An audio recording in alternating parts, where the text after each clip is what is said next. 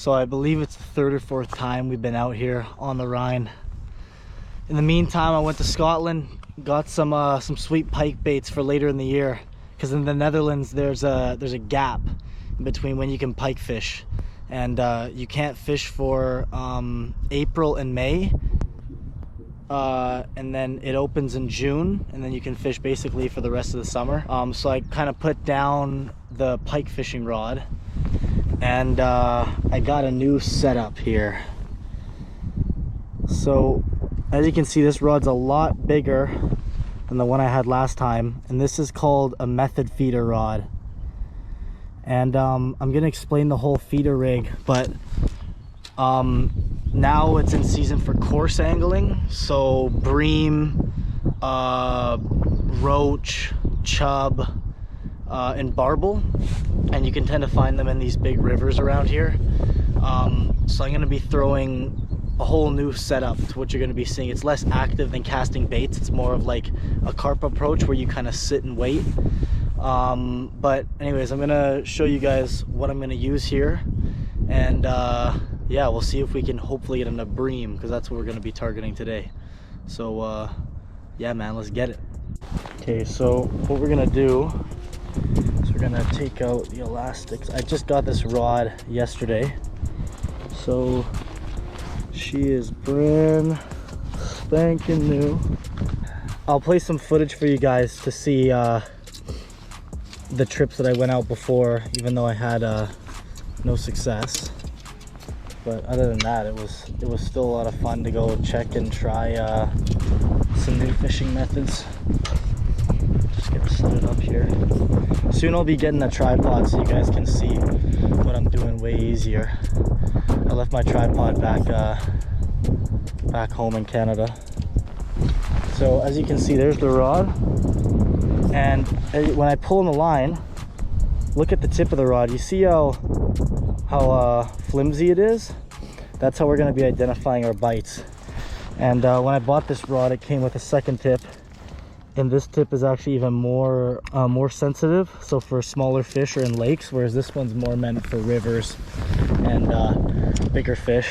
But this rod can cast up to 60 grams, and it's a medium action rod. Here's my box. Open this up. So what we're going to be using today is one of these cage feeders. It's got a 40 gram lead on the bottom. And basically your ground bait goes in there, and what's going on here, I'll take this off, give me a sec, is that I have my braided main line, as you can see here. Then it connects to this, it's just like a pre-tied rig that you buy, and it's meant for feeder fishing. And basically it's got a swivel on one end, and it's got another swivel that has a rubber piece to cinch down your leader. You can see that there. Anyways, and then there's a sliding swivel with a sliding snap swivel, and that stops in between the two ends. So what you do here is you clip your feeder onto this sliding snap swivel.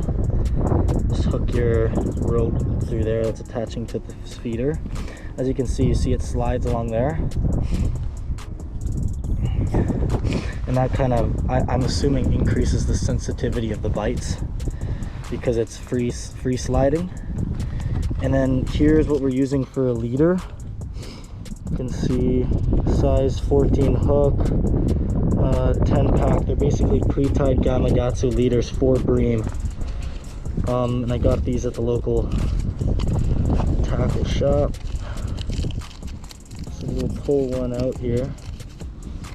I'm gonna give you guys an idea. So you just undo it like that. Super small hook.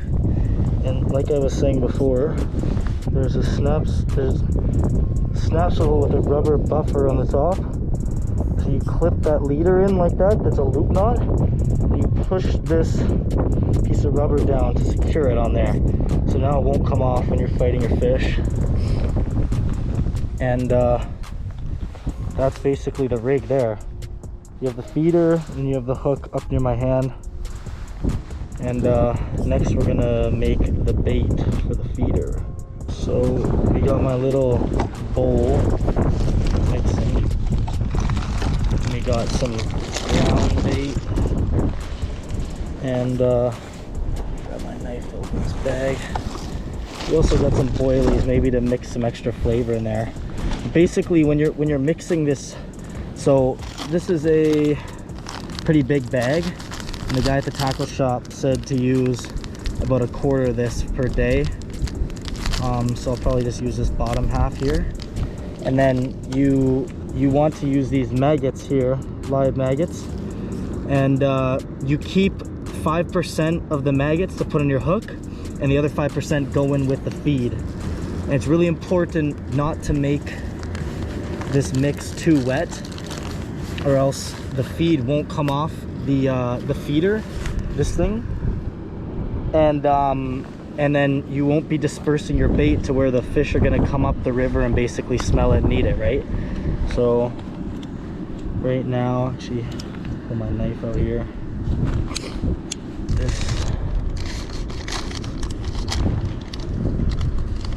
Damn, Leatherman, nice knife. So I'll put a little bit in here.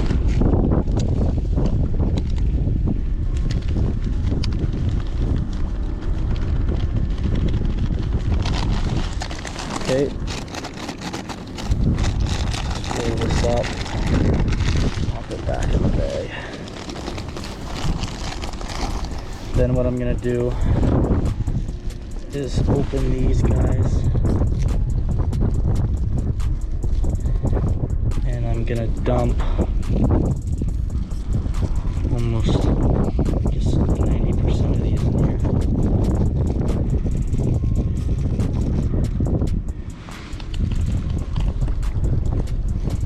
That should be enough for that mix. Basically, you're gonna mix this. Grab a couple of these boilies, and these are what we actually use for carp fishing. But I'm just gonna actually break them up just to add a little bit more flavor. And then finally have a bit of this vanilla flavoring, just a little bit in. Very sweet. I'll grab a bit of water. Should be good enough. Needs a little more. Just mix it slowly because you don't want it to get too moist. Okay, so now what I'll do is grab this leader.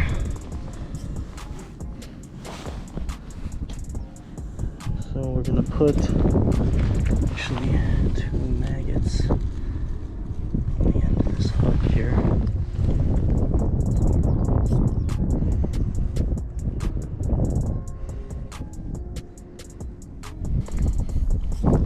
Okay, there's that. And then I'm gonna grab my bait.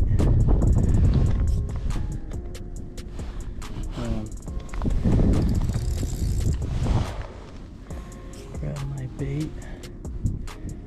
Push it in here.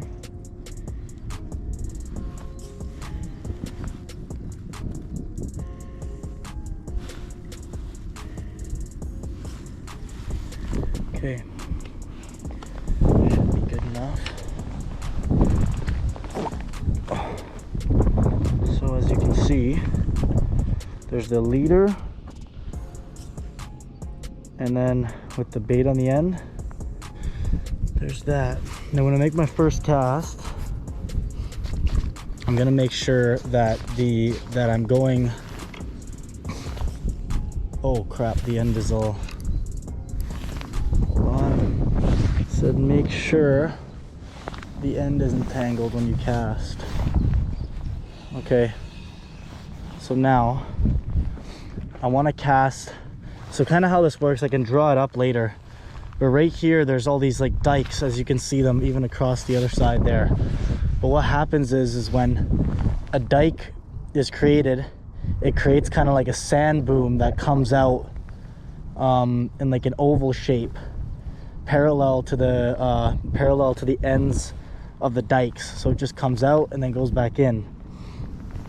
And where you want to fish is kind of on the edge of the current, inwards to the river a bit. And what you'll find is that when you cast your weight, if it's ticking bottom, then you know you need a heavier weight.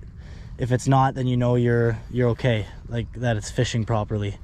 And what'll happen is during the day, the bream will basically, the other fish species will come out into the faster water, kind of this edge coming off of this dike right here, this little edge seam. And during the night, they'll come into the shallows. So during the day, it's a little bit more challenging, but during the night, they forage a bit better. But anyways, we'll give this a try. And we're gonna be aiming just off the edge of the sandbar and just there in that water here. Right where the seam meets the soft water. And another thing to note is that when there's two dikes like this, the water, if the water's going down river this way, the water will actually curl around the bottom dike, come around, and then come back in the current, then will flush around. So it's actually a circular motion of water in between these dikes. So when you cast, it's important to keep your rod basically pointing towards the flow, or towards the flow of the current. So not meaning if I cast, because the current's coming this way here, I don't want to cast this way because then I'm going to have slack line. I want the flow of the current to push the line tight. I'm sensitive with the end of my hook. So that's why I'll cast this way, because the current's coming back around this way and meeting up with the main flow. So we'll do this and I'll explain to you kind of how this works here as well. So I'll turn the rod back.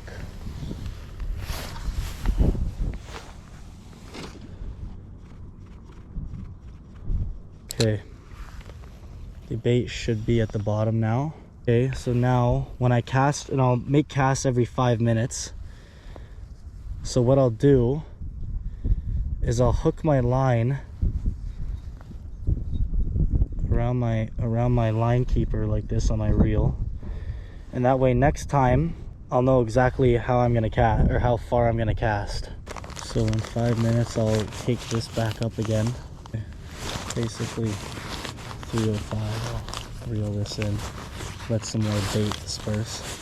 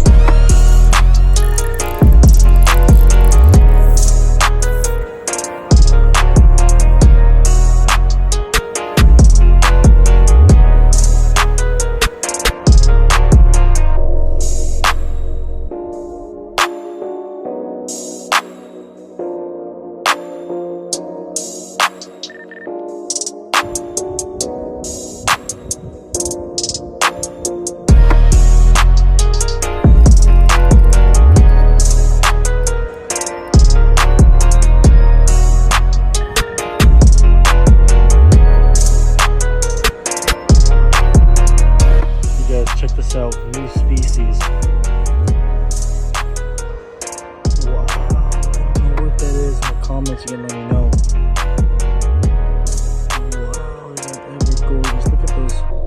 Look at that iridescent shine on the top, and then the beautiful orange fins. Okay, 1 second, let this guy go, and he just engulfed that hook.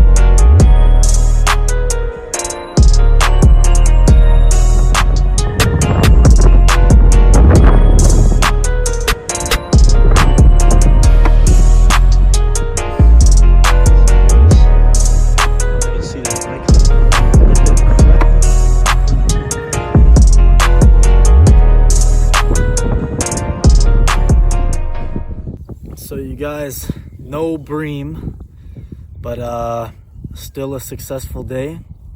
Got on some fish, but I guess I got school this week, so I won't be able to fish this week, but maybe next weekend I'll go out, maybe to a trout fishery, or maybe for some carp, we'll see. But I got this new rod, so I'm going to be testing out a whole bunch of new techniques now that it's coarse fish season and carp.